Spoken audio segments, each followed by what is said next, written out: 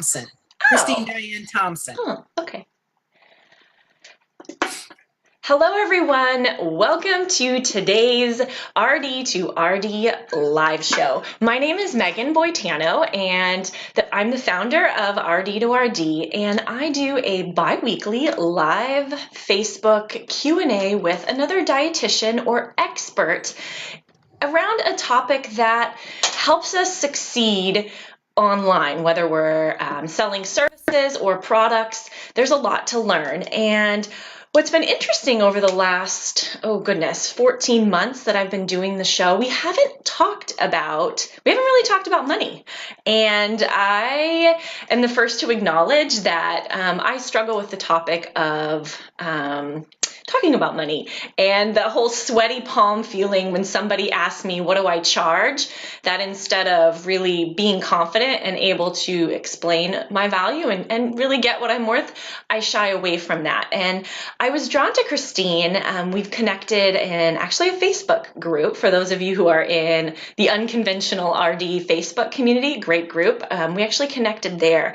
And she was adding a lot of value to the conversation around kind of challenging your thoughts and how you think about money and how that's holding you back in your business. And she immediately kind of hit a chord for me. And I said, I really, want to, her passion is there, but I want to get better at this. So I thought, how better to do that than to bring her on the live show and do it so others can benefit as well, and that we can have kind of a conversation around money and why we need to change how we think about money in order to really succeed. So a lot of backstory there. Christine, I'm so thankful to have you here. Can you maybe kick us off? I gave a little bit of background, but tell us a little bit about you and why you're so passionate about this topic. Well, thank you for having me. I'm so excited to be here to talk about this topic because, like you say, it's one of those topics. It's like money and sex, both of them. We like both of them, but we don't necessarily like to talk about them. I love that. So anyhow, my name is Christine Dyan Thompson, and in my business, I go by Christine Dyan. That's a whole other long story. But I am also a registered dietitian nutritionist, and I've been in the industry for I think this is my 26th year. I am the creator of most recently Make More Money as a dietitian. And what I do is I help my colleagues to really overcome their money blocks and issues and like all of the issues around money so that they can really start to earn more, whether they're in private practice or working for an employer. Because what I know to be true is that a lot of dietitians really want to earn more money and they're really feeling disgruntled about the low pay and all of the things around our industry as dietitians. And so my goal is to help you shift the way that you think about earning so that you can have a thriving private practice, really love the work that you do for a living, and just really live the way that you want to live, because you cannot live the way that you want to live if you don't have enough money. Right. So all of us kind of have an aha moment or why we became passionate about a topic. How did you kind of enter into this kind of specialization? Yeah. I fought this for a long time, to be honest with you. As I mentioned a moment ago, I've been around the block. Okay. So I've been here for a quarter of a century. And, ever since the beginning of my career as a dietitian, I have heard the same conversations over and over again. It's really interesting because the conversations don't change. It's just the people change. It's just different people, but the same conversations around money. And I just knew that I had a lot of background training from a variety of mentors of my own. I've worked with mentors one-on-one. I have worked in groups. I have bought courses. And I just felt like I needed to bring what I learned into our industry so that we can work together to increase the the industry standard around money for all of us, not just each individual one, but all of us together. Because I believe that when one dietitian becomes more confident in earning and asking for higher rates, it benefits us all. Right. So I just wanted to bring forward what I know to be true. Even if you don't believe it to be true, I promise you everything that I talk about is really the truth. I just wanted to bring it forward and help change the industry. Nice. So, I'm in the same camp that I think many dietitians are, that kind of establishing value is difficult for me, whether it's getting asked to speak. Today is a perfect example. I gave a talk at a local library, and they loved it so much they want me to come back and give the talk again. So here's this opportunity where, that conversation is going to come up, but it's so uncomfortable for me that I don't, how do I approach that conversation and establishing my value, whether it's as a speaker or the package prices? What does it really mean? We hear the term money mindset. We hear, know your worth, know your value. For me, I think it helps to kind of walk through what does that look and feel like on the inside of your head? And then how does that conversation happen, like in a dialogue with somebody else? Does that kind of make sense? Because a lot of it's what's between your ears, and then some of it's what happens between you and the other person over email or voice or others. So are you asking, like, how do we communicate our value to other people? Yeah, Is that what you want to kind of learn a little bit more about? Getting started with that whole mindset. So a lot of it starts between our ears, right? Like what's going on in our head. So maybe if we start to talk a little bit about how we get over that, you were talking about, that's holding us back, right? This mindset around, sweaty palms. How do I ask for that for my own, for my own services and not feel, not be awkward about it? What do I need to do in here before I can speak it? Yeah, there's a lot of things that have to go on in between the ears, as you say, when it comes to money. But I believe that the starting point is to recognize and acknowledge what your money beliefs are currently. What is it that you were taught when you were a young child about money? Or maybe not even like literally taught per se, but what did you see happening in your family dynamic in regards to money? And when you can actually reflect upon that, then you'll have a greater understanding of why your thoughts about money and earning more money is the way that it currently is. So I would say step one is to really get in touch with what your money beliefs are, where they came from. So then there you can work on changing them, because you can't change something if you don't really know what the source is. It's kind of difficult to understand how to treat something. As dietitians, we know this, right? You can't really treat just the surface. You really need to get to the source first. So understand what your money beliefs are first, so that you can really start to change those beliefs. And then from there, what you do is you work on your thoughts, because everything that we have in our lives and we don't have in our lives starts with a thought. It starts with what you're thinking in your mind first.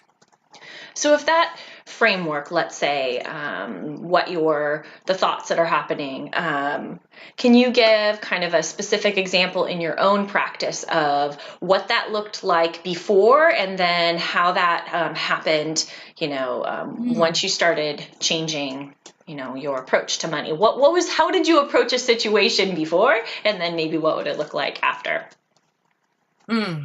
So I know I had to, that's a good question, first of all, because I feel like I have changed so much that I had to really reach back to remember how it was before. And that actually makes me feel good that I've changed that much. But I can remember at a time when it was really difficult for me to have the money conversation with potential clients. So for instance, I get on a call with someone, some of us call it discovery calls. We call it clarity call, whatever you call that initial consultation that, we usually don't charge for them. And that's okay. If that's okay with you, that you don't want to charge, that's fine. That's not the issue. But I would get on the call and really waver. My voice would quiver. I couldn't even say the number. And then also there have been instances in the past where I would charge one rate for one client and then charge a different rate for another client. And it was just very inconsistent. And then, after so many conversations, I wouldn't even know what my actual rate was, because I'm charging all these different things for different people. And so now I'm really confident in what my rate is. And what I have done to help myself with that is that I set what I call an anchor rate. It's a rate that I use in my mind as the source of my value, but I don't necessarily charge my clients that. So in my anchor rate is $350. So I charge $350 an hour. I never literally charge my clients that. But in my mind, that is the value of what I bring to the table.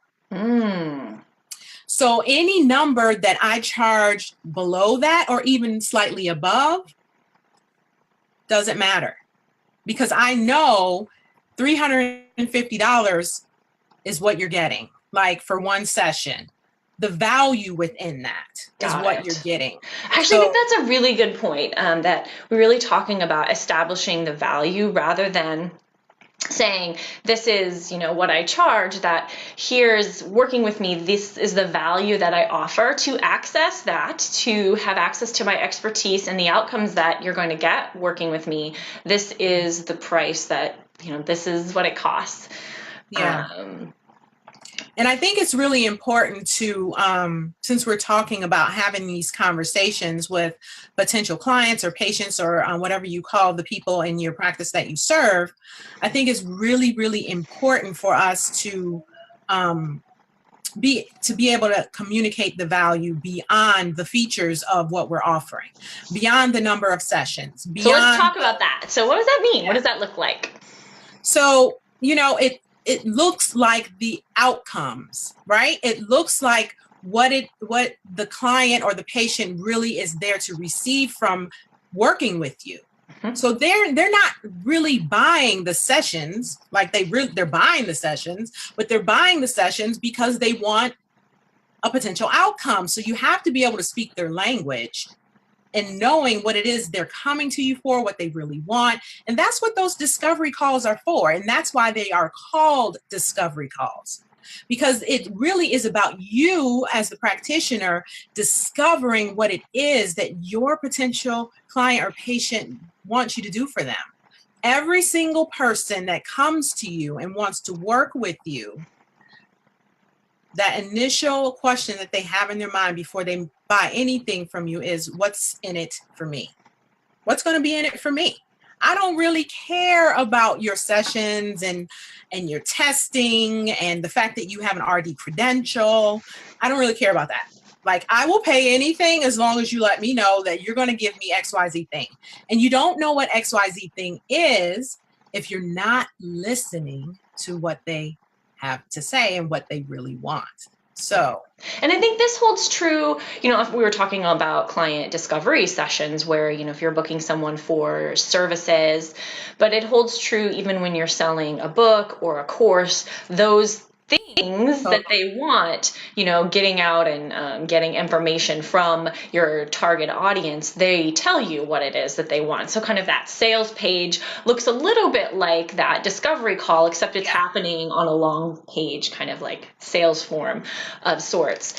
But it's different. Writing a sales page and having a discovery call conversation are an incredibly different experience, right? They're not the same at all.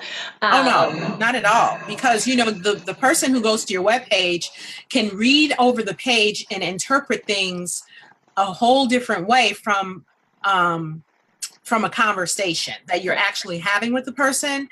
And I actually enjoy even more so having a video chat with potential clients instead of phone conversations. We have to be able to develop a rapport with the people, because I believe that when we're working with our clients or patients, we are in partnership with them. Right. Okay. Even though we're the expert, that does not matter. We are partnering with them to get them to where, from point A to point B. And to be able to be in partnership with someone, you have to develop a sense of trust and respect. And the best way to do that is face to face. So if we're staying in the vein of kind of the discovery call, and maybe we'll kind of switch gears and talk a little bit about maybe contract work, or like I was mentioning, a presentation where maybe you're working with a brand or a company where it could be just, a little bit different feel to that conversation. Yeah.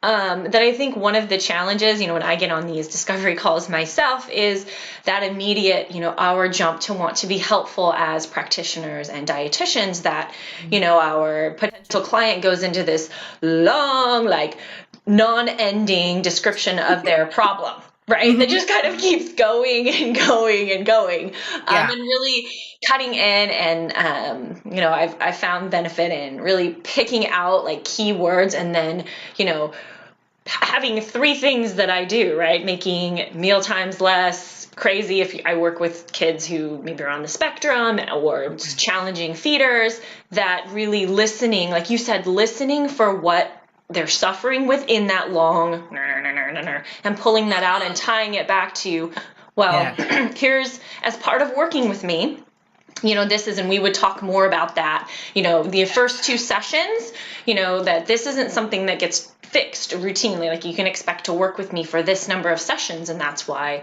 and what you're telling me, there's a lot to share, right? This is something that's going to take some time for me to understand and really get a custom plan. So talk to me about how you manage that long, and then you jump into providing advice there on that discovery call.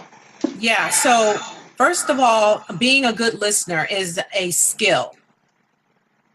And it's exactly what you were just saying. It's being able to really hone in and listen to those key words, and knowing how to reflect that back to them in a way that will let them understand that you understand, that they are literally being heard. That's what's going to build that rapport and the trust. They're going to feel like, oh my gosh, she really gets me. She totally understands what I'm saying, because you're able to reflect back to them what they've said in a way that lets them know that.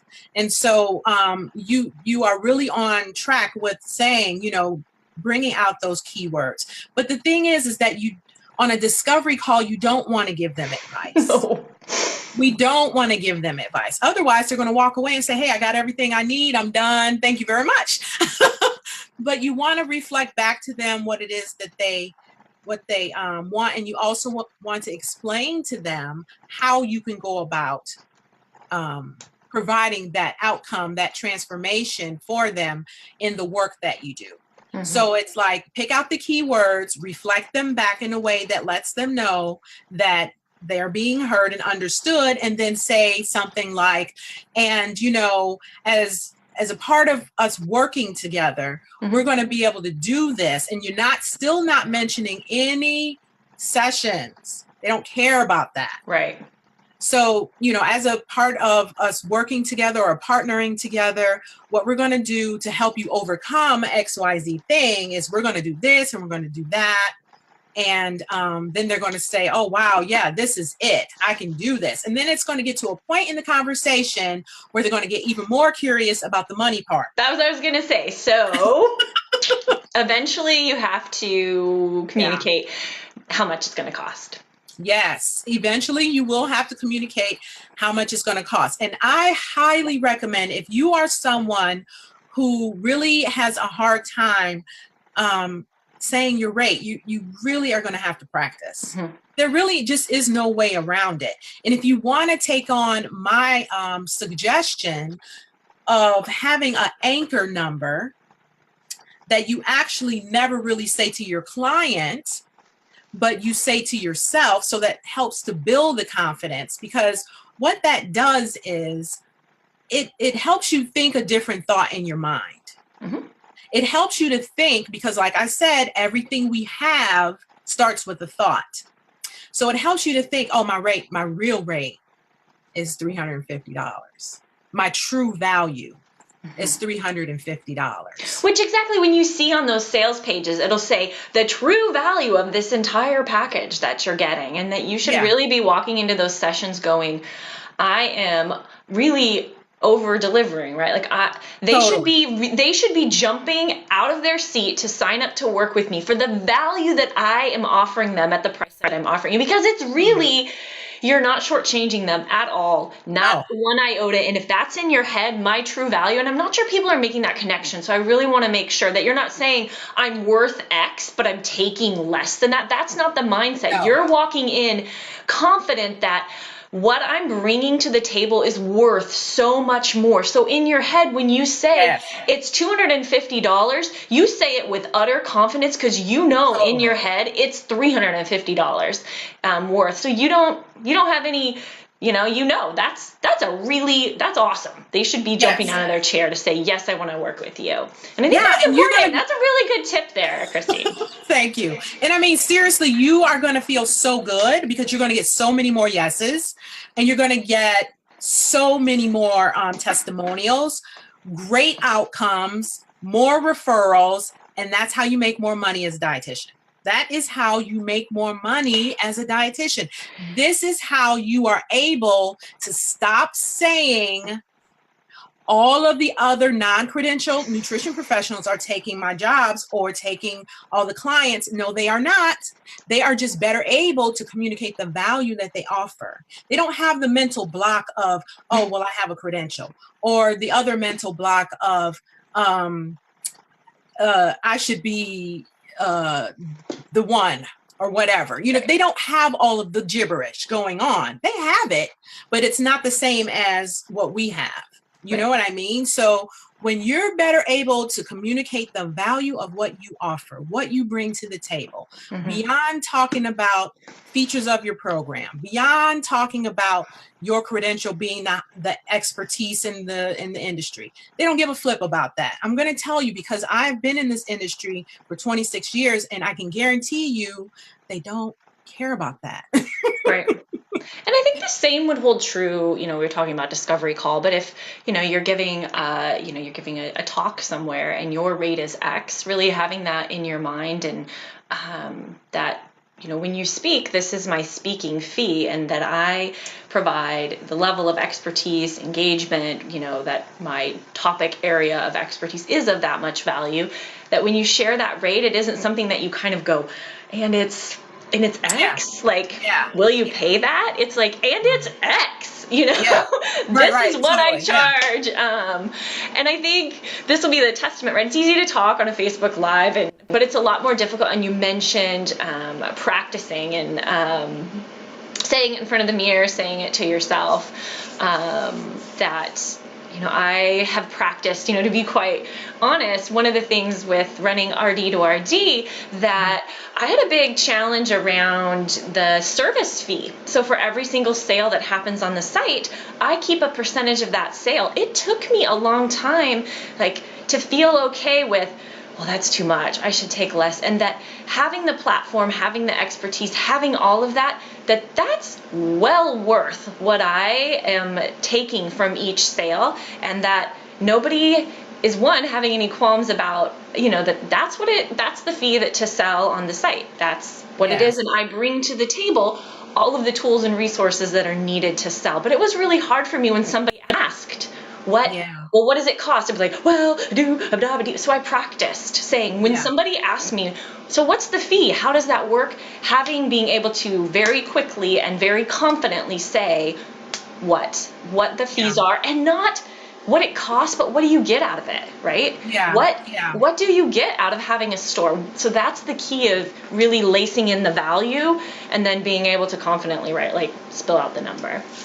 So, Megan, what was the thought you were thinking in your mind when you were feeling conflicted about the service fee? Because that's where the waiver I've created. So here I sell my vision and my mission that, RD to RD is something I created to help and serve other dietitians, because we don't have a place to go and monetize our expertise. That if I have a handout that I've created for my own use, or I've done a presentation or my new client information sheet that I can't really sell that easily. And teachers have this, and they make tons of side income selling things they created for their classroom. And I thought, we need this. So I was doing it out of the goodness. So then I thought, well, I shouldn't charge any more than it costs to just know that this is a business, and my expertise that I spent more than 15 years developing in the corporate world of project management, technology, implementing incredible numbers of software programs, and the way I was able to build and launch and run this is of incredible value, and that I need to acknowledge that what I'm bringing to the table is of value, and that it's worthy of the service fee that I'm charging to sell on the site. Yeah, definitely. And I wanna make a note, because it just occurred to me that what I said a moment ago about our potential clients not caring about our credential may have sounded off-putting, right? As if our credential isn't worth anything. And that is not what I meant at all, because I have gone through the same amount of training, education, and all the things, and I understand the value of our credential. But when it comes to investing in working with us, that is not that is not your positioning offer. Right. People are paying for a solution, right? They're paying. Yeah, that's not the selling point for the majority of people, but it is a value-added asset. Right. It is definitely a value-added asset. And I've had people say, and I came to you because you're a dietitian and not just a regular health coach. But I still had to, I still had to communicate value. I still had to do that. So I just wanted to make that point, because I don't want anyone to think that I was in any way diminishing our credential, because I didn't feel that way, but I could see how you might be worried. Yeah. So I wanted to go to the question list here, and I think address some that have come in. That where do you start really when you're determining your value? Like if you're, whether it's your rate for, like you mentioned, 350. Where do you start? Do you have any tips? Where do you start, like if you're just starting out in practice? To determine kind of your value. How do you get that number? Oh gosh, I think it's really important to start where you're at. Start where your money mindset is at. Even if you feel like it's low, start there, because anything too far above that is not going to work for you. It's just not going to feel authentic, and it's not going to feel genuine when you're coming across having the conversation with a potential client or organization or what have you. So you have to start where you're at. And then after so many times of saying this, and don't let it be too many times, like maybe after so many 2 to 3 discovery calls or conversations with potential like wellness providers or what have you, you can practice increasing every 2 to 3 times.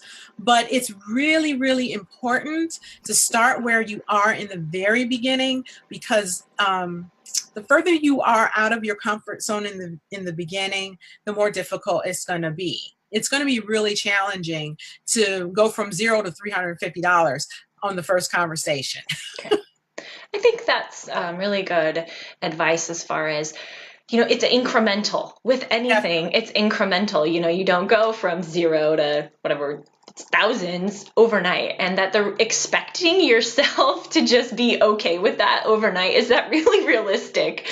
There's nothing wrong with setting your today number, and your next week number might look different, but that you're continuing to push yourself out of your comfort zone. If you have a call, 2 or 3 calls, and that wasn't uncomfortable, that it's time to increase your rate, because you need to be continuing to you have that potential to earn more. And then, if people are saying no, I suppose you could realize that you've, kind of tapped out in the market, right? Yeah, totally. I think it's really good to be incremental and know that you can push yourself outside of your comfort zone slightly, and be okay with doing that. Because I'm sure there are people just like myself who have charged a certain rate, and then the person accepted it so easily, in your mind, you're like, ooh, I could have asked for more. Right. You know, and so when you have those moments like that, it lets you know that it's okay. Mm-hmm. When you have moments like that, it lets you know that you are getting really good at communicating your value. Right. So go for it. Right. I actually saw a good post the other day about, as a profession, making sure that we expect others to value our expertise and we want to be paid top dollar. And yet in a lot of places, we expect other people to work, whether it's from website to social media or other things, for absolute free and nothing. To realize that we need to recognize the value that for other people, as well as, it's a flip side, right? That yes, and that is some maybe of what's going on in our head, that when we have this idea of, recognizing our own value, perhaps we can then flip the mirror around and say, I see the value that, this other person's bringing to the table. It's not necessarily what's the lowest cost. It's what are the solutions you're bringing, because, you can spend a lot of little dollars and get nothing versus spending, getting the results that you want. Totally. And I also want to make mention about, I know you mentioned at the beginning about doing talks at the library, or maybe like within our communities, we do free talks or free workshops. Or wellness account, different corporate wellness, or you get asked to do a cooking demonstration at a, local grocery store. There's lots of options, right? Yeah, there are tons of options for us. And I don't want us to get pigeonholed into thinking that we have to charge for everything. Mm-hmm. Because you don't have to charge for everything. And you have to think out of the box of how what that potential speaking engagement or whatever it is that you're doing for free, what can it potentially earn for you as a result of doing it for free? So I've done cooking demos and workshops where I worked it out with the organizer, where I was able to get the participants' email addresses, schedule discovery calls right there on the spot on my iPad, and things like that. And one client from there was totally worth what I would have charged if I would have charged for it. So think outside of the box and be okay with doing some free offerings so that you can get paying clients from these free offerings. Because if you're just doing it for free and then you don't have any way to capture people's email addresses, telephone numbers, or even set up discovery calls right there on the spot, then that's when you walk away feeling disgruntled about having done it for free and didn't get anything in return. That's like a really good point about having discovery calls on the spot and giving an option for an organization that, maybe has a lower budget, but you could continue to leverage the value by, having email signups and such. Yes. Because some are pretty, like, you can't market yourself, and then you'd have to have a different conversation. Then that probably wouldn't be a good fit for Christine. Mm-hmm. So getting back here to the question about, and I think this question comes up a lot, and I'd be curious to get your insight onto posting your specific rates on your website. What are your thoughts on that? Okay, here we go. It cut out a little bit for me, so I want to just clarify and make sure I heard. Yeah, putting your rates on your website, so your prices. Yeah, that's a big one for everyone, right? So I think there's some experimentation that needs to go on with that, and it just depends. There's no hard or fast rule. I think that what you have to do is experiment with it by putting your rates on your website, seeing how that works, kind of analyze the traffic that comes and leaves those pages, and determine like if there's an increase or decrease in the number of signups for initial consultations or what have you, and then adjust accordingly. I know for me, because I've always charged premium rates, when I had my rates on my website, people were judging the value of the service by the costs. Got it. And not even taking the time to have a conversation to really discuss what the true value is of the product or service. Mm-hmm. And so I took my rates off. But for some people, it may may be different because you may offer a different type of service. So you could offer, you could be a dietitian that offers like an a la carte type of service. People can kind of like pick and choose and then create their own package or whatever the situation is. So it really just depends on how you're going about things, but really experiment with that for your own practice and see how it works. Yeah, I think that whole idea of experimentation, that whatever you're doing to generate those, discovery calls, like I use, whether you're opt-ins, course that then, right, with an email sequence that the whole objective at the end is, right, to get on a call together. Yes. However you're doing that, testing different things out and, knowing which person who signed up for that call, how, at what time did they sign up? What would they have seen? So that you can gauge and you can be a little bit, data driven so that you know what's working and maybe what's not. What was interesting a couple weeks ago in the last RD to RD live show with Krista, what I thought was interesting is she uses the type of services she offers. She uses a video, kind of like a recorded webinar of sorts that the clients kind of watch before they have that discovery call. That's awesome. They can't fast forward through it, but it really helps to establish that value, right? It talks about what she does and how she does it. And you don't have as many questions, right? During that discovery call, if people show up, they've already, they've kind of learned about what you're about, and it becomes more of that, scheduling. I think she charges for her discovery call, but that's something you mentioned you can do or not do. So some ideas and ways to, whether you're using an email sequence or a webinar or a video, right, we want to be delivering value in that know, like, and trust, and establishing that you really, I don't want to say you're worth it, but you are worth it. If they've never talked to you before and they've never had a chance to, you're going to be interacting with people who maybe hit your website for the first time and said, absolutely, booked their discovery call, and you're talking to them for the first time. Or maybe someone's been on your email list for a year, kind of trolling your content, and all of a sudden, like, now's the time they want to act. So people are going to be different, right? Right. You're going to have different scenarios for all of the things. And, I just really think it's important for us to do what's best for our individual practices because we all practice so differently.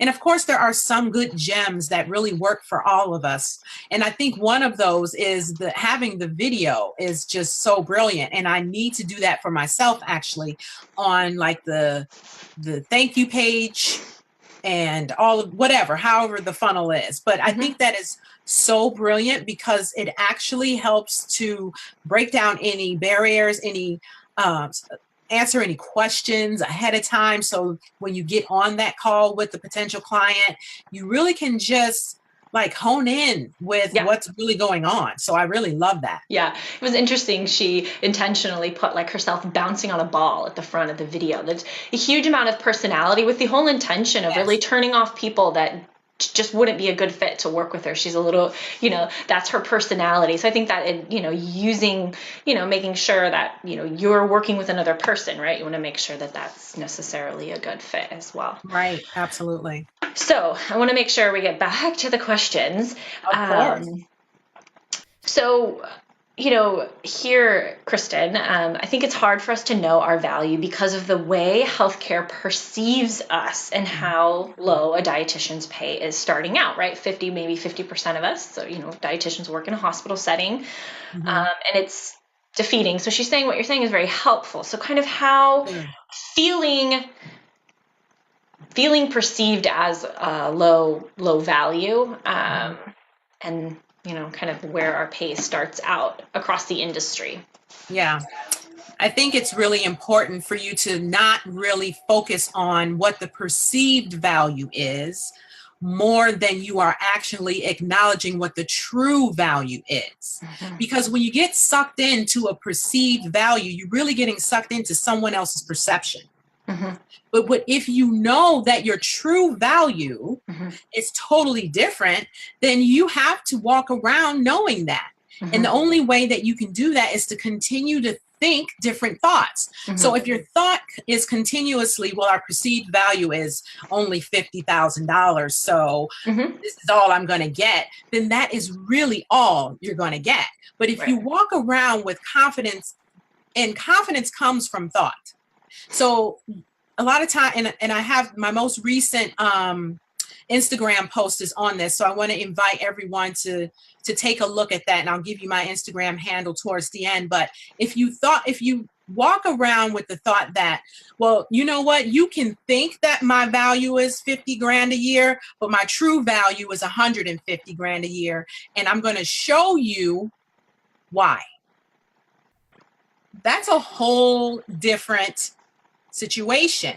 So they can be paying you what they want to pay you, but when you go into this job and you are working from the mindset of my true value is 150, that's your anchor. Mm-hmm. Once again, that is your anchor income. Then you are like toiling out $150, $50,000 worth of value to this organization. When it comes time for pay increase, they are going to see mm-hmm. a whole different level of value of having you there. At the time of being able to negotiate pay raises, you should be better able to negotiate a higher pay raise than a quarter or a dime or 35 cents or whatever. If not, then it's time to move on. Yeah. And I think, having come from the background of, it's not for probably this discussion, but I worked as a clinical nutrition manager for 8 or 9 years at a very large healthcare organization. And part of my responsibility, right, was those budget conversations each year, right, trying to negotiate for more pay for the team that was, and it's complicated in a large organization, but, and as an employee versus, the leaders working in that organization, to frame what a dietitian does as value. No administrator cares that a dietitian feels undervalued. And I hate to say that. Nobody cares how you feel. They only care about actionable information that you can provide to them. So I was highly data driven in that what's the cost of not having highly competent, skilled, experienced dietitians and champions, from physicians to, what's going on in the ICU when we don't have someone. Collect the data and show up to the budget meeting and say, all right, well, we missed, these assessments. We don't have someone who specializes in wound care. Okay, this is an advanced level. We missed 3 pressure ulcers. We were behind on our assessments because we don't have enough staffing. And then we had an unexpected visit from the Department of Public Health. There's the cost. And you keep saying the value to the organization or the cost to the organization, that this is your choice. You can either, it's not about how my staff feels, right? It's you can either, this is the cost of hiring someone to fill that gap, or you cannot, or we can have this conversation again next month because I can't change it without the tools and resources. I can't create a competent individual out of thin air. Right. So I spent many years, I think the chief nurse executive would just be like, you might as well just say yes. She finally just said, I have other meetings I need to get to. Yes, Megan, because you will not take no. She's like, just yes and leave. Yeah. She's like, yes and leave. I'd come with my charts and graphs, and the other therapy managers didn't like me because they were like, that darn Megan always has her charts and graphs. But people can act on data. They can't act on your feelings. They can act on data that you give them that presents how you feel in a way that allows people to take action. So that's my little segue into the healthcare, that as an employee, you oftentimes don't have a lot of control over what you're getting paid. Market surveys, and this is what it is. But that leaders, that clinical managers and other people need to have this kind of information so that they can advocate, for staff level where you can do some, but you're kind of tied. Your hands are tied. Yeah, and I think it's still very important for the employee dietitian to have a different mindset, because if she's walking around in her feelings, then she's not going to be able to exude all the things that the clinical nutrition manager is advocating for. Yes, absolutely. So that's a very good point. It's still very important. Yes, to know your value in a way where you're not drowning in your feelings. You have to really build up confidence about what you bring to the table. Yeah, because you can't. Yes, that is a very good point. Okay, so I went off on my little soapbox because having gone from the, world of, health, acute care and to kind of an outpatient entrepreneur world, I still have a really big soft spot for hospital-based dietitians. I have not forgotten. It's only been a few years, so I don't know that I'll ever forget. So we're kind of running, I don't want to say we're running out of time, but we are, as we always do. I'm checking questions here real quick. Sure, yeah. When serving low income and clients, is it legal or possible to adjust charges for income? So kind of like a sliding scale rate, and how would you kind of handle that? I don't know about like if you're accepting like Medicare or Medicaid. I think if that's what you're asking, I think you have to accept those rates. If you have agreed to become a Medicare or Medicaid provider, then that means you have agreed to those rates and you can't charge them anymore. Right. And I think perhaps that, if you're doing a discovery call and you're wanting to maybe be a little bit sensitive to somebody's financial information, whether or not you could ask for some information on an intake form about your average household income, that maybe you could be equipped. The number that you go into that discovery call with might be different if that's the way you're structuring your rates. Not if you're insurance based, there's stuff you have to do. But I think maybe that was what the question was, if it was cash kind of pay kind of person. Oh, if it was cash. I mean, because I think you're really sensitive to people to say, well, but they can't afford my services. And I think this is an important point here, that could they, what else, could they afford your services? And that are you, I think that's hard. Yeah. That's a difficult question. I think it's really important to remember that if you're in private practice, you own your practice. So that means that you can set your policies and procedures in the way that you want to.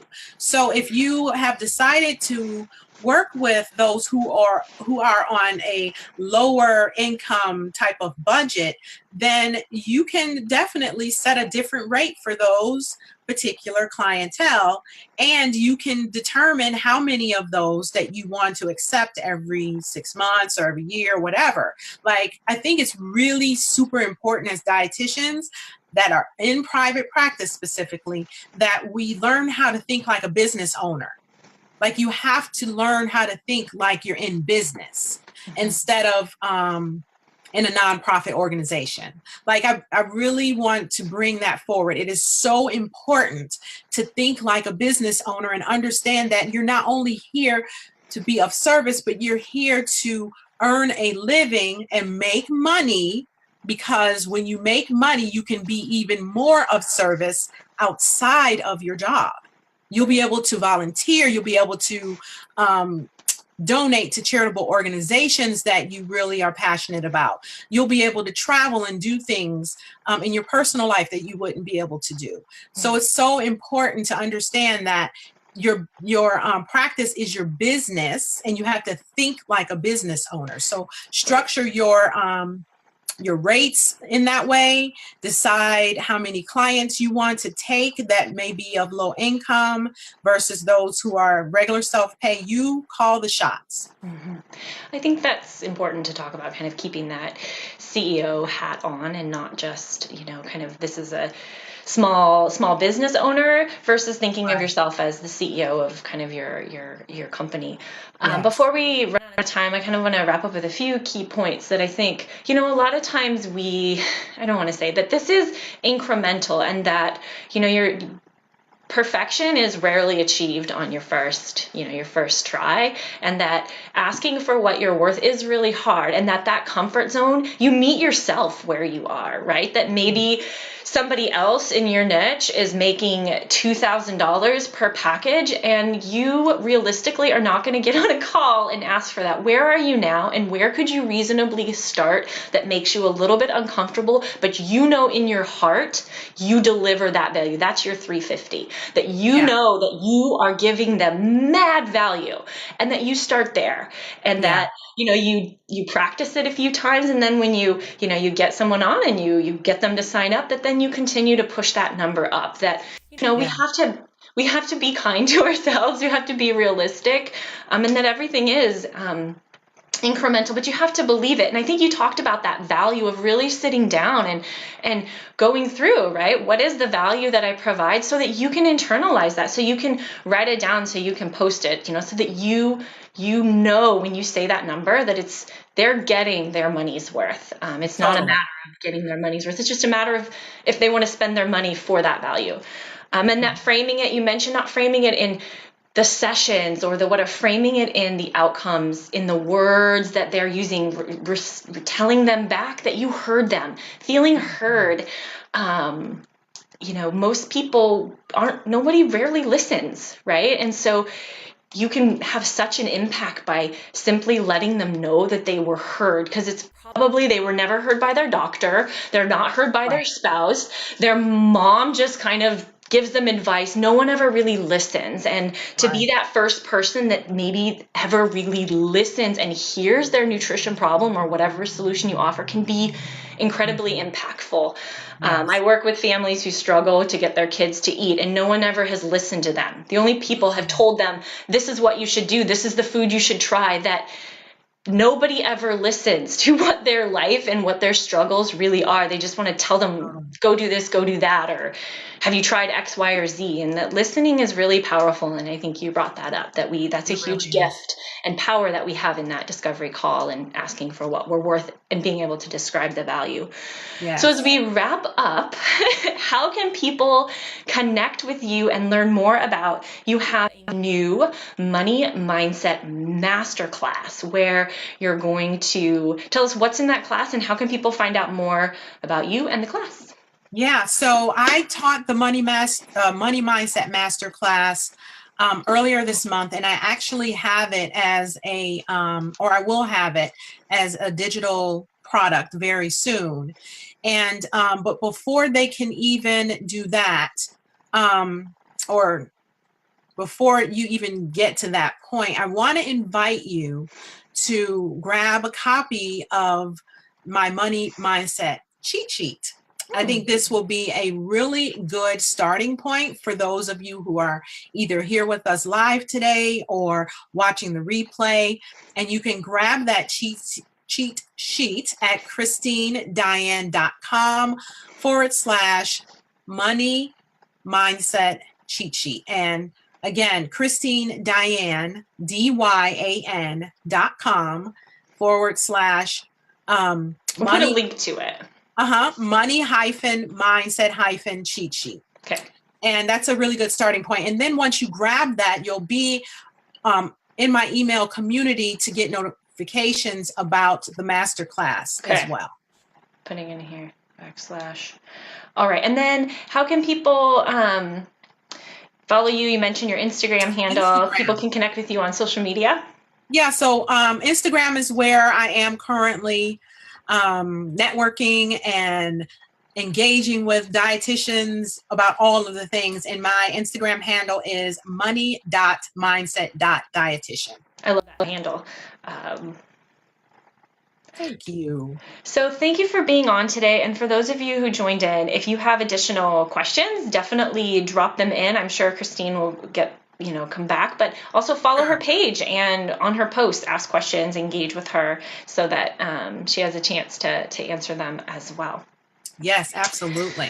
Yeah. So we will wrap up. I can check here. I was trying to post a link to that, and I'm going to look through and make sure there's. Did you want me to kind of hop on and?